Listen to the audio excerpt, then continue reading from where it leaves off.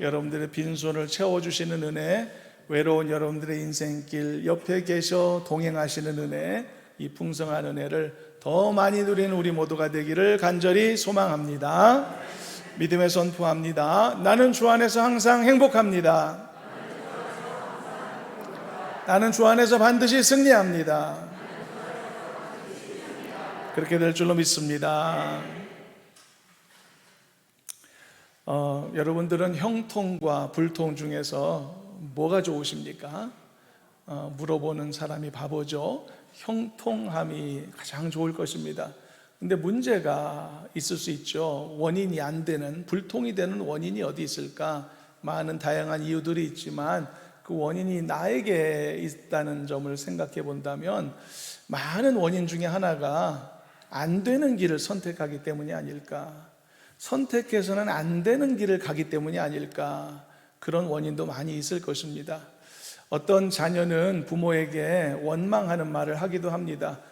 부모님이 나한테 해준 게 뭐가 있냐고, 내가 가고자 했던 길을 막고 내가 하려고 했던 것을 그냥 길을 꺾고 그렇게 해서 그냥 나를 방해만 했지 나한테 해준 게 뭐가 있냐, 불만을 하는 자녀도 있는데요. 그런데 부모 입장도 좀 생각해 줘야 됩니다.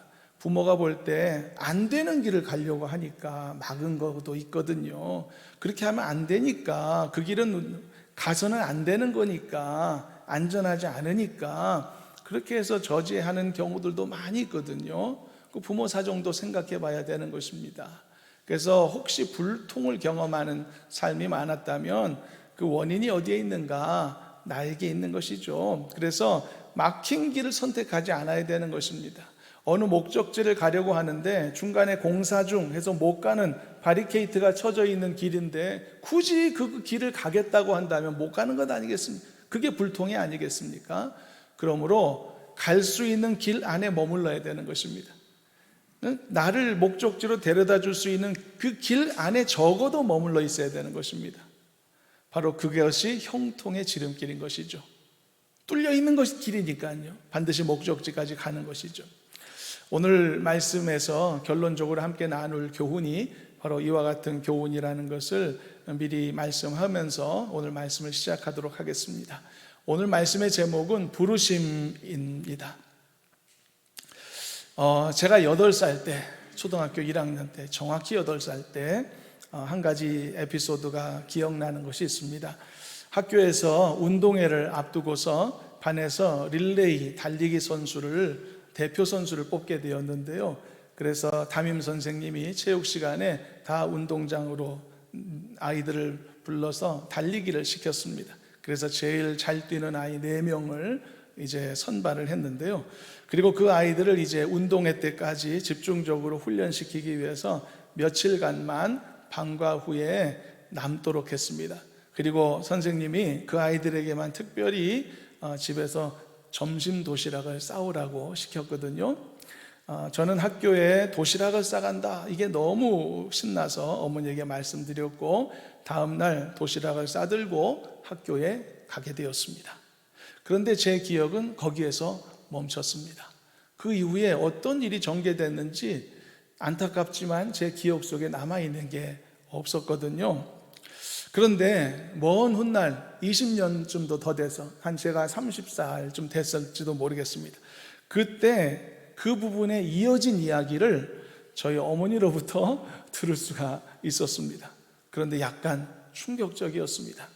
어머니가 말씀하기를 제가 그날 집에 와서 반대표 달리기 선수에 뽑혔으니까 도시락 싸가야 된다고 말했다고 합니다.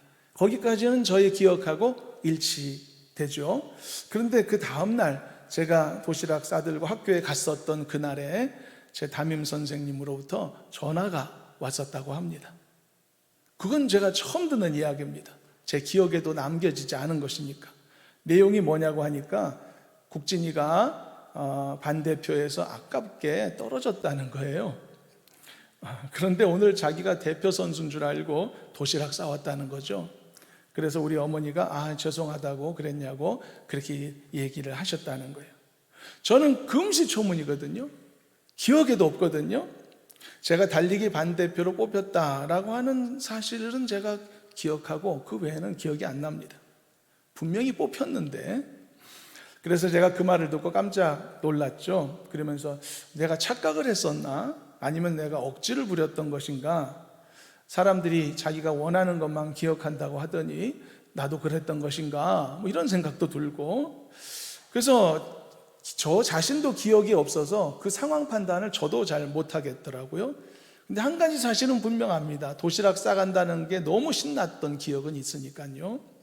그래서 나름대로 결론을 내렸습니다. 아마 도시락 싸가고 싶은 강한 열망 때문에 내가 대표 선수로 뽑혔다는 착각을 일으켰던 모양이구나, 뭐 그렇게 생각하고 지나갈 수밖에 없었는데요.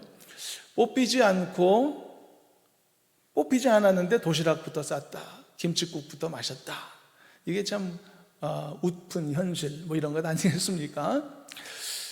여러분 보십시오. 어떤 배우나 또는 가수가, 이런 연예인 같은 사람들이, 혹은 운동을 전문으로 하는 선수들이, 그들이 자신의 이름을 날리는 커다란 스타로 대성하기 위해서 사실상 가장 중요한 조건이 있습니다. 그건 바로 그가 배우라면 주연 배우로 캐스팅이 돼야 되는 것입니다. 선택을 받아야 되는 것입니다. 가장 중요한 조건입니다. 그가 만일 가수라면 많은 좋은 노래들 중에서 자기의 노래가 지속적으로 방송에 노출될 수 있는 기회를 얻는 것입니다. 아무나 그런 기회를 얻는 게 아니더라고요. 그가 운동선수라면 최고의 유망주들이 몰려들어 있는 이 신인 드래프트 자리에서 구단의 선택을 받아야 되는 것입니다. 눈에 들어야 되는 것입니다.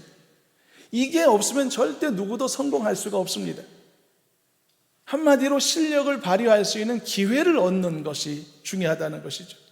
아무리 실력을 갖췄어도, 아무리 자질이 뛰어나도 기회를 부여받지 못하면 그는 결코 세상에서 자신의 이름을 드러낼 그런 여지를 얻을 수가 없는 것입니다. 그래서 여러분, 그런 의미에서 볼 때 실력과 자질보다 더 중요한 것이 있지 않나 생각이 듭니다. 그게 바로 기회를 얻는 것입니다. 그래서 그런 점에서 요즘 우리 사회에 이슈 중에 하나가 있지 않습니까? 그게 바로 기회의 불평등 문제가 아닙니까?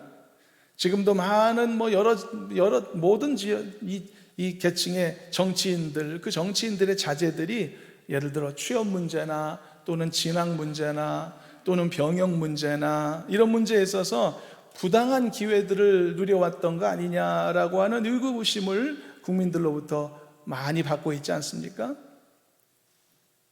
그래서 여러분, 요즘은 이 기회 자체가 혜택으로 인식되고 있는 시대 속에 우리는 살고 있는 것입니다.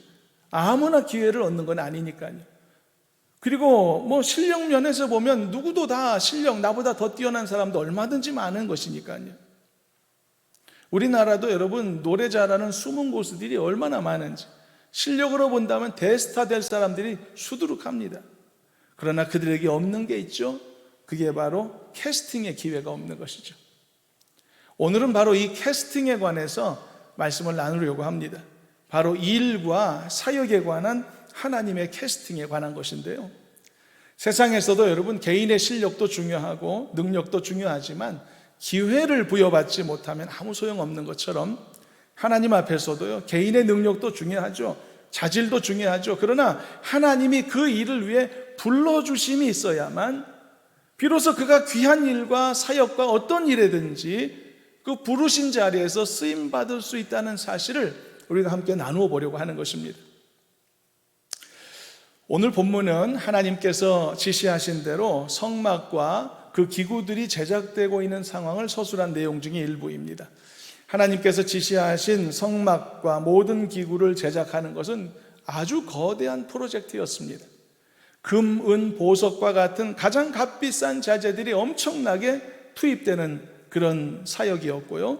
가장 정성스럽게, 마치 단지 공장에서 물건을 마구 찍어내는 그런 정도가 아니라 하나하나를 예술품으로 빚어내는 예술가의 작업과도 같은 그 정도 수준의 정성과 노력과 비용이 투입되었던 거대한 프로젝트였었습니다.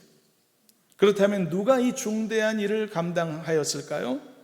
그것은 브살렐이라는 사람과 오홀리압이라는 두 사람이었죠. 우리는 이미 출애굽기 31장을 볼 때 이 두 사람에 대해서 집중 조명한 바가 있었습니다. 그 말씀을 보면 이 두 사람이 얼마나 중요한 사람이었는가가 잘 나타나 있죠. 당연히 하나님은 이 두 사람을 부르셨습니다. 즉 캐스팅이 이루어진 것이죠. 뿐만 아니라 하나님은 그들에게 하나님의 영을 충만하게 부어주셨죠. 그래서 그들은 하나님이 주신 지혜와 총명과 지식과 재주를 얻었습니다. 그래서 이 거대한 프로젝트를 넉넉히 완수할 수가 있었던 것이죠. 그런데 오늘은 이 두 사람의 이야기가 아닙니다. 오늘 본문을 보면요, 브살렐과 오홀리압 두 사람만이 제작에 참여했던 것이 결코 아님을 알 수가 있는 대목이 있죠. 그 외에도 하나님의 부르심을 받은 꽤 많은 사람들이 있었다는 것을 우리는 볼 수가 있습니다. 그들도 이 다양한 기물 제작에 적극 참여한 사람들이었던 것이거든요. 그런데 어찌 보면 당연한 일이죠, 여러분. 브살렐과 오홀리압이 아주 중요한 인물들이고 책임자이긴 했지만 그 두 사람만으로 직접 이 모든 일들을 다 이게 한다는 것은 거의 불가능한 일이 아닙니까? 그러므로 그들과 함께 한 많은 사람들이 있었다. 이건 놀랄 만한 일도 아니고 당연한 일이겠죠. 요즘 뉴스에 보면 우리나라가 차세대 전투기 제작 과정에 있다라고 하죠. 이제 그 첫 시작기가 완성이 돼서 시험 비행을 앞두고 있다고 보도도 있습니다. 그저께 또 기사를 보니까 처음으로 1호기에 엔진 시동을 걸었다. 이것까지도 기사가 되더라고요. 그 시동 건 기사까지도 나오던데 정말 이번에는 개발이 되는가 보다 이런 생각이 들게 되던데요. 그런데 여러분, 그 하나의 전투기에 들어가는 부품 수만 해도 20만 개가 넘는다고 합니다. 그러니 얼마나 많은 사람들이 그 일을 위해 수고하고 노력하겠습니까? 전문가들은 이 프로젝트로 인해서 약 11만 개의 고용을 창출하게 된다고 합니다. 쉽게 말하면 이 전투기 제작하는 과정에서 11만 명이라는 사람들이 중요한 역할을 각각 나눠 맡았다는 뜻이 되겠죠. 물론 여러분, 이 중요한 일을 진행하는 탁월한 책임자들이 몇 사람이 있겠죠. 그러나 그들 몇몇만으로는 결코 이 첨단 무기를 완성할 수는 없는 것 아닙니까? 함께 일해줄 많은 사람들이 필요했던 것이고, 당연히 그 사람들은 그 일을 해낼 수 있는 특별한 능력과 또 지식을 갖춰야 하는 것은 당연한 일이죠. 본문 2절 말씀을 보면 브살렐과 오홀리압 이외에도 이른바 많은 사람들이 이 성막을 만드는 일에 협력했다는 사실을 알 수가 있는데요. 본문 2절만 다시 한번 읽어보시도록 하겠습니다. 2절 읽어봅니다. 모세가 브살렐과 오홀리압과 및 마음이 지혜로운 사람 곧 그 마음에 여호와께로부터 지혜를 얻고 와서 그 일을 하려고 마음에 원하는 모든 자를 부르매. 자, 이제 이 사실을 설명하고 있는 2절 말씀을 중심으로 해서 이제 말씀을 보려고 하는데, 우리는 이제 2절을 통해 다시 한번 어떤 사람이 하나님의 부르심을 받아 일할 수 있는 사람인가, 하나님의 부르심을 받아 일할 수 있으려면 어떤 조건이 필요한가, 이런 내용들을 확인할 수 있게 되는데요. 가장 먼저 브살렐과 오홀리압을 도왔던 그 사람들이 어떤 사람이었는지를 좀 생각해 보면, 첫 번째, 하나님으로부터 지혜를 얻은 자들이다라고 말하고 있죠. 여기서 지혜는요, 단순히 우리의 머리나 생각이 지혜롭다, 두뇌가 명석하다는 그런 의미의 지혜가 아니라 스킬드라고 하는 원어적 의미가 있습니다. 재능이 있다, 손재주가 있다, 그런 의미까지 포함된 지혜를 말하는 것이고요. 그리고 두 번째, 그들은 자원하는 마음을 가진 자들이다 라고 설명하고 있습니다. 그 일을 하려고 마음에 원하는 모든 자들이라고 되어 있죠. 이 부분도 아주 중요한 포인트입니다. 이렇게 브살렐과 오홀리압과 함께 성막의 모든 것들을 제작했던 사람들은 첫째, 하나님이 주신 지혜와 재능이 뛰어났고, 둘째, 그 일을 하려고 마음에 원하는 마음들이 있는 자원하는 자들이었다. 이런 사실들이 이제 확인되는 것이죠. 여러분들은 노역이라는 단어를 아실 겁니다. 여러분, 이 세상의 노역은요, 강제로 시킬 수 있는 성격입니다. 그게 노역입니다. 채찍을 때리고 위협을 가하고 총구를 겨누면서 행할 수 있는 게 노역이기도 합니다. 노동력을 착취하는 것이니까요. 애굽의 노예들이 그런 노역을 한 것이고 강제 포로 수용소의 포로들이 그런 노역의 대상들이 될 수가 있는 것이죠. 그래서 노역을 당하는 사람들은요, 마음으로는 상대방을 저주하고 증오할 수 있습니다. 그러면서도 어쩔 수 없이 그들을 위해서 땅을 파기도 하고 짐을 들기도 하는 것이거든요. 이처럼 노동력은요, 얼마든지 진심이 없어도 착취할 수가 있고 빼앗을 수도 있는 것입니다. 심지어 진심이 없어도 그것을 돈으로 대신 메꿀 수도 있기도 하는 게 노역입니다. 돈이 그 사람에게 없는 진심을 대체하게 할 수도 있다는 것이죠. 요즘 그런 시대 아닙니까? 그렇지만 여러분, 사람이 그 진심, 가진 그 진심이 반드시 필요하기 때문에 그것을 강제로 시킬 수 없는 일들도 있는 것입니다. 사랑하는 마음을 여러분 강제로 만들 수 있습니까? 불가능한 것입니다. 즐겁게 자원하는 마음을 강제로 요구한다고 얻을 수 있습니까? 그것도 불가능한 것입니다. 그런데 주의 일을 감당함에 있어서는 반드시 진심이 요구된다는 것이죠. 왜냐하면 그렇지 않으면 그가 제공하는 그 일이 어떤 의미와 가치도 얻을 수가 없기 때문인 것입니다. 하나님은 그런 것을 좋아하지 않으신다는 것입니다. 하나님은 만홀히 여김을 받지 않으시는 분이시기 때문에 일의 과정도, 일의 결과도, 일하는 사람의 마음까지도 하나님은 모두를 받기를 원하신다는 사실이죠. 세상은 좀 다릅니다. 노예는요, 속으로 욕을 하고 저주하고 채찍에 맞아가면서도 노동력을 제공하기도 하죠. 또 그의 주인은요, 노예가 자신에게 속으로 욕하고 저주하는 거 다 알죠. 다 알지만 전혀 상관하지 않죠. 그저 착취한 혜택을 누리는데 급급한 것이 세상의 관계입니다. 그렇지만 하나님은 우리와 그런 관계를 맺기를 원하지 않으신다는 것입니다. 진실을 갖고 섬기는 모습을 원하시는 것이죠. 그들의 마음도 그들의 일도 모두 함께 은혜롭게 받기를 원하시는 것이죠. 그래서 여러분, 이 성막과 기구를 만드는 이 대프로젝트에 참여한 모든 사람들에게 기꺼이 그 일을 하고자 하는 자원하는 마음이 있었다는 이 말씀은 너무 감동적인 것입니다. 너무 소중한 사실인 것이죠. 그래서 요약하면 주의 일을 감당하려면 첫째는 재능이 필요하고 둘째는 하고자 하는 자원하는 마음이 필요하다, 이런 내용이었습니다. 자, 그렇다면 이 두 가지만 갖추게 되면 누구라도 주의 일에 뛰어들 수 있는 것일까요? 그런데 여기에서 우리가 지나치기 쉬운 가장 중요한 조건, 세 번째 조건을 함께 살펴보지 않을 수 없습니다. 재능이 있고 둘째, 자원하는 마음이 있으면 누구라도 주의 일을 해도 되고 할 수 있는 것일까? 정답은 아닙니다. 입니다. 왜냐하면 여기에서 가장 중요한 세 번째 조건이 존재하기 때문이죠. 첫째, 재능이 있고 둘째, 자원하는 마음이 있습니다. 여기에서 뭐가 더 필요할까요?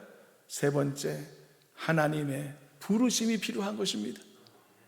불러주셔야 되는 것입니다. 이것은 주의 일을 하려 함에 있어 가장 중요한 조건인 것입니다.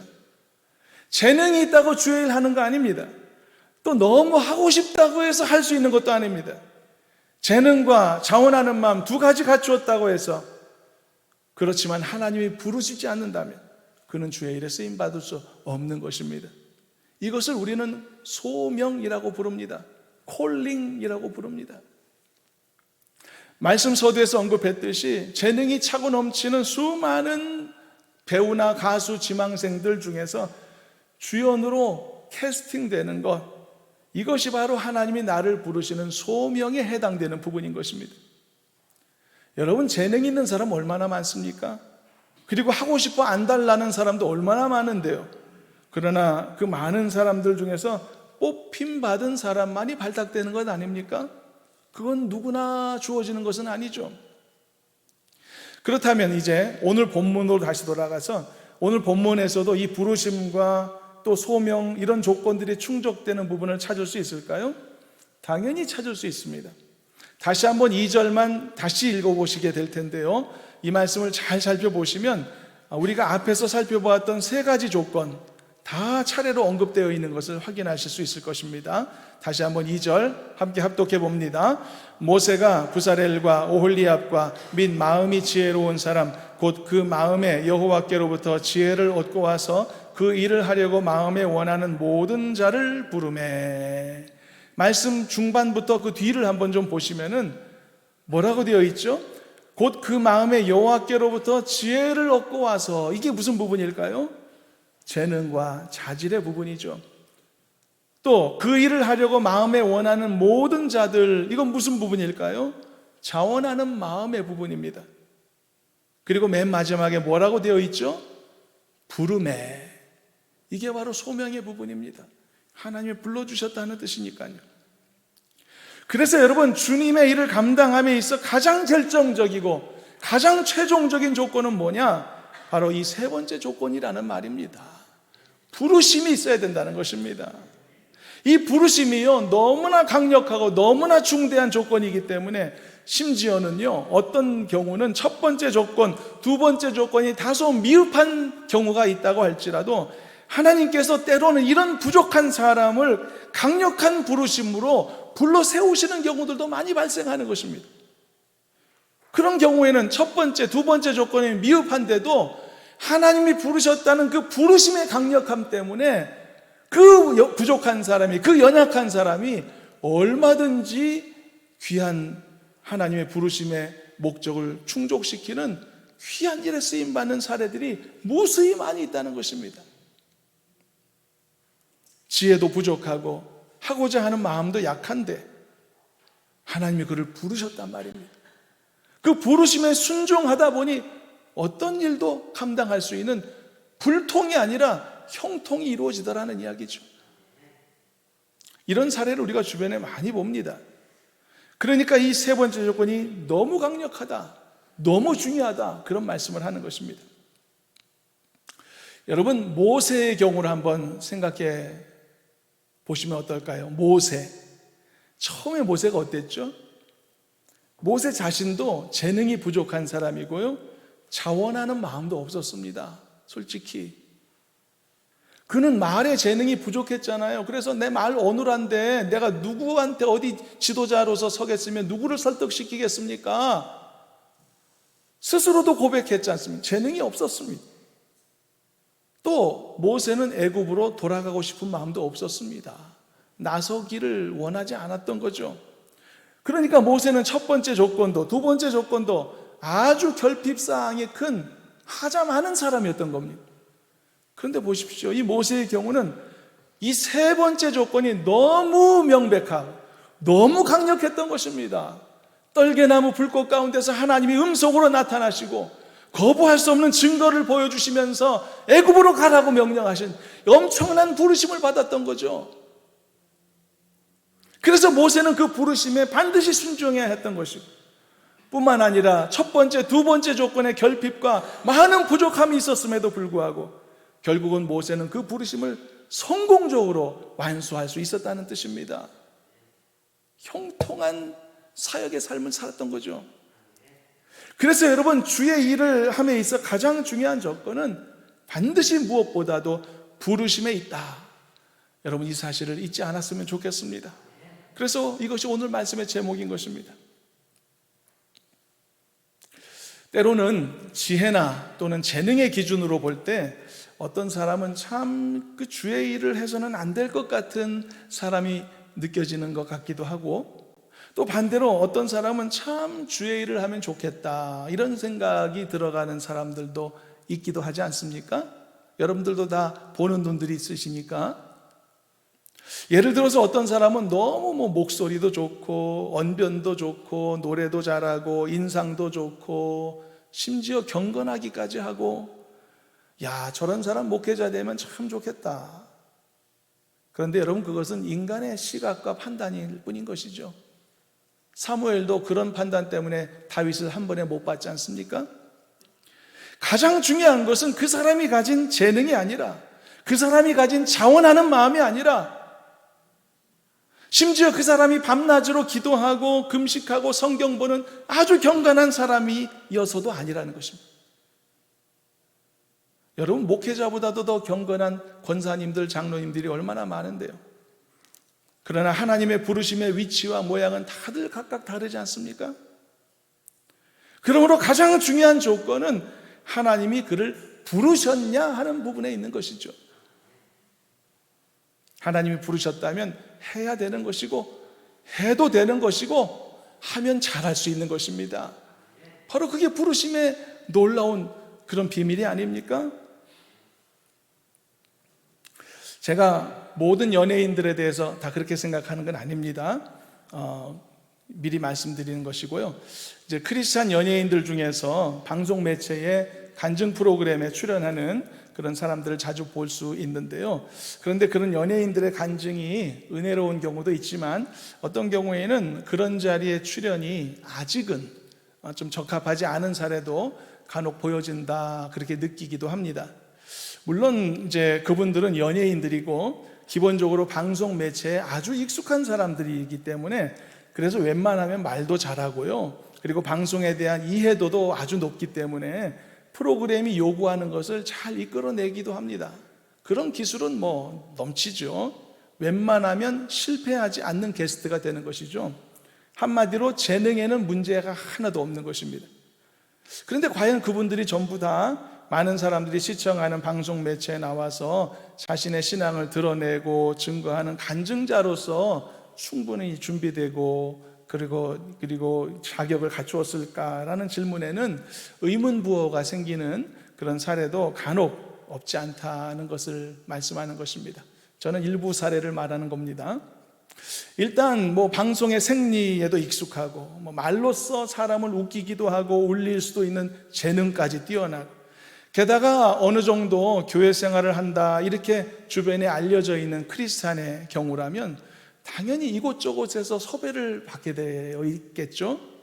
그래서 아직은 좀 설익은 신자인데 좀 더 준비되면 좋겠는데, 근데 너무 성급하게 쉽게 간증자로 앞에 서는 경우들도 꽤 있는 것 같습니다. 그렇다면 이것은 좀 생각해 볼 부분이 되겠죠. 왜냐하면 누구에게나 가장 중요한 것은 세 번째 조건이니까요. 재능이 있고 없고를 떠나서 말입니다. 내가 그 일을 위해 부르심을 받았는가 충분히 점검할 시간이 필요하지 않을까요? 자, 지금까지 내용을 요약하면 오늘 우리에게 주어진 말씀을 통해서 이 세 번째 조건이 왜 중요한가를 계속 말씀하고 있는 것입니다. 이것을 위해서 우리가 세 가지의 사례를 함께 나눈 셈이 되었는데요. 첫 번째 사례가 뭐였죠? 부살렐, 오홀리압, 그리고 본문에 나오는 그를 도운 많은 사람들의 사례였죠. 그들은 어떤 사례였죠? 첫째, 재능도 있었고, 둘째, 자원하는 마음도 있었고, 셋째, 하나님의 부르심까지 갖췄으니 완벽하게 이렇게 쓰임받을 수 있는 그런 제목들, 귀한 사람들이었음을 우리가 좋은 케이스로 보았고요. 또 두 번째 사례는 뭐였죠? 모세의 사례였죠. 모세의 경우는 어땠죠? 첫째, 재능도 부족했고, 둘째, 하고자 하는 자원하는 마음도 없었죠. 그러나 세 번째, 하나님의 부르심이 너무 강력하고 너무 뚜렷했기 때문에 하나님이 주셨던 그 강력한 소명이 다소 부족했던 그의 첫째, 두 번째 조건을 압도했던 사례였다는 것을 우리가 보았죠. 그래서 모세는 반드시 부족함에도 불구하고 주의 일을 해야 했고, 또 할 수 있었고 하면 잘할 수 있었던 놀라운 은혜의 케이스를 우리가 보았습니다. 그리고 세 번째 케이스는 어떤 것이었죠? 과연 그가 그 일을 하도록 하나님의 부르심을 받았는지가 의심되는 케이스였죠. 이 케이스는 우리가 가상으로 만들어낸 케이스였습니다. 첫째, 재능도 풍성하고 하고자 하는 마음도 없지는 않죠.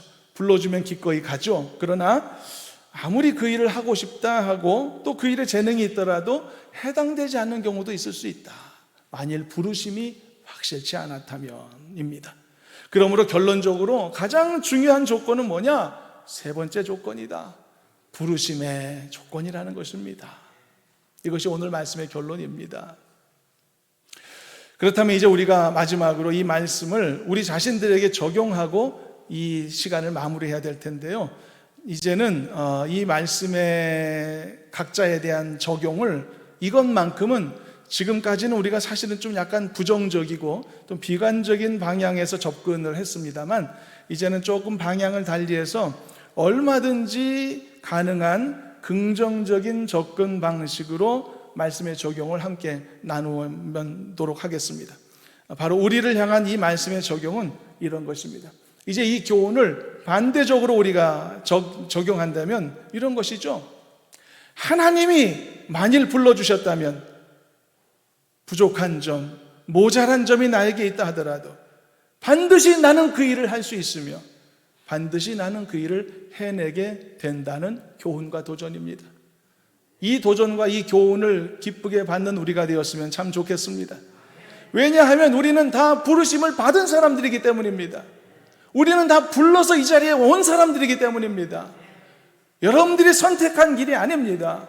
오늘 이 아침에도 항상 말씀하지만 여러분들이 앉은 이 예배 자리가 얼마나 소중한지 매일매일 매주 느껴야 합니다.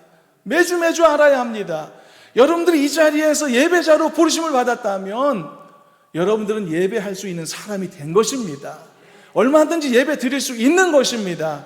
얼마든지 여러분들이 예배를 드리고 입술을 열어 찬송하면 하나님이 받으실 준비가 되어 있으신 것입니다. 왜냐하면 여러분들은 예배자로 부르심 받았기 때문입니다.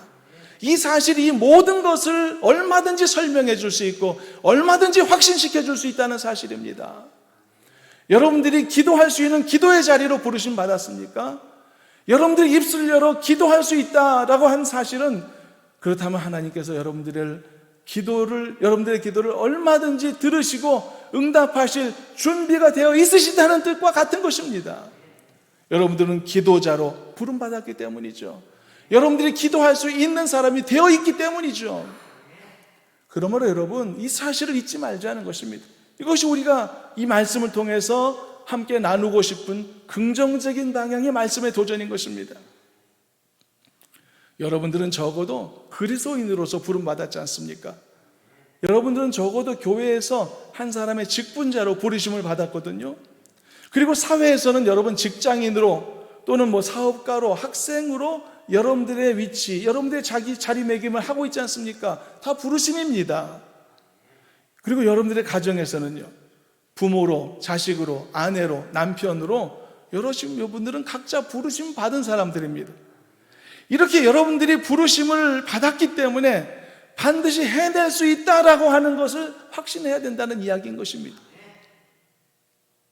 그럼에도 불구하고 때로는 여러분들 중에는 그 역할을 해내는데 힘겨움을 느끼는 경우도 있을 수가 있을 겁니다.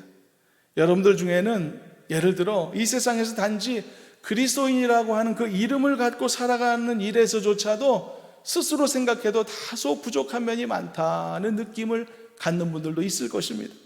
떳떳하지 못한 부분들도 생각나기도 할 것이고 그리스도인으로서 타인들이 나를 볼 때 삶이 별로 모범되지도 못하고 본이 되지도 못한다는 것을 스스로 인정하는 경우도 있을 것입니다. 양심의 문제나 정직의 문제나 이런 부분에서 하자가 많은 경우도 있을 것이고 또 여러분 교회에서 받은 직분도 마찬가지입니다. 하나님이 주신 직분 받기는 했지만 여러 모양으로 그것을 감당하기에 내가 너무 부족하다는 것을 스스로 아는 경우들도 많을 것입니다. 성실하지도 않고 헌신되지도 않고 그런 자신의 모습을 알기에 부끄럽기도 하고 그래서 내려놓고 싶기도 하고 그러니까 재능도 부족하고 자원하는 마음도 부족한 사례들이 많이 있을 수 있는 것이죠. 그리고 가정에서 각자의 역할도 그렇죠. 때로는 남편으로서 살아가기가 힘들 때가 있을 수도 있고 아내로 살기가 고달픈 경우도 있을 수 있지 않을까요? 자식 노릇하기 고달프고 부모 노릇하기에 지쳐가는 경우들도 얼마든지 많이 있을 수 있지 않을까요? 여러분 손주 돌보기 얼마나 힘드십니까? 얼마나 고생이 많으십니까? 제가 며칠 전에 어떤 권사님에게 손주 돌보는데 얼마나 힘드세요? 그렇게 말했거든요. 그랬더니 하나도 안 힘들고 재밌다라고 하시는 거예요. 제가 뻘쭘했거든요. 그런데 제가 물어본 이유가 있는데 힘들어 하신다는 얘기를 제가 전해 들었거든요. 그래서 위로드리려는 차원에서 말씀을 전했는데 아니 괜찮다고 그러시는 거예요. 근데 아마 반어법이 아닐까 생각이 듭니다. 여러분, 때로는 부모 노릇도 하기 힘든 경우들도 많이 있죠.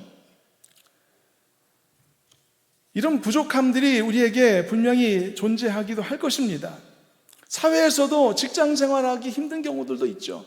사람 대하는 거 너무 이제 지치고 피곤하고 스트레스를 내가 내 몸이 감당하기 어렵다, 정신적으로 고통스럽다, 이런 분들도 많을 것이고, 학교에서도 학생의 본분을 다해야 되는데 열심히 공부하기도 싫고 힘들고 성적도 안 나오고 지치고 피곤한 경우들도 많이 있을 거란 말이죠. 이처럼 분명히 여러분들은 재능면이나 또는 자질면에서 부족함이 많은 경우들이 있을 거란 말입니다. 그리고 이제는 정말 많이 지쳐서 열심히 하고자 하는 자원하는 마음도 많이 흐려져 가는 상태에 놓여 있는 경우도 있을 수 있다는 거죠. 그렇지만 여러분, 분명히 이 한 가지 사실이 여러분들에게 있기 때문에 여러분들에게 주어진 그 자리를 포기할 수 없다는 사실을 알아야 된다는 것입니다. 그것은 바로 부르심인 것입니다. 하나님이 여러분들에게 그 자리를 허락하셨던 것이죠. 불러주셨기 때문에 그 자리에 존재하는 것이죠. 부르심이 반드시 존재한 것입니다. 그렇다면, 불러주셨다면 첫 번째, 두 번째 자질이 나에게 부족하고 하자가 있더라도 해야 되고 해낼 수 있고 하게 되면 더 잘할 수 있다는 사실을 알아야 된다는 이야기입니다. 명백한 부르심이 나에게 있는 것입니다. 거부할 수 없는 콜링이 우리에게 반드시 있는 것입니다. 모세처럼, 오늘 본문에 나오는 주인공들처럼 말이죠.